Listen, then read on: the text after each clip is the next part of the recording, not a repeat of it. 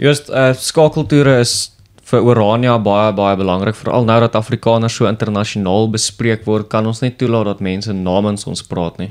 Ons kan uit Orania uit bemark en dit doen ons daagliks, ons kan bemark, ons kan kommunikeer vanuit Orania uit, maar ek dink dit is baie belangrik om jou voete op die grond te kry en in persoon met mense te gaan kommunikeer en ons saak namens onsself te stel.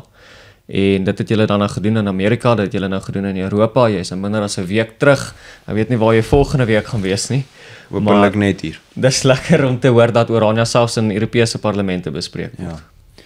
Ek wil sê, Oraniërs, die wêreld weet van julle. Die wêreld het baie uitdagings. Die wêreld gaan deur moeilike dinge. Die mense kyk na die Orania model vir opvoeding, vir die geloofsbasis wat ons het, vir ons republikeinse politieke strewe. Dit maak hulle opgewonde. Dit gee vir mense hoop. Hulle sê die feit dat Orania dit kan doen, maak dit vir ons ook moontlik. Orania is nie perfek nie, Orania is nie finaal nie. Orania het nog baie werk, maar ons gee vir mense hoop. Mense weet wat in Orania aangaan, in detail. Dit is vir my verstommend om dit te sien oor die wêreld, wat vir my vertroostend is om te sien hoeveel vriende ons het. Teken in op die Orania Beweging se YouTube-blad om hierdie video te kyk.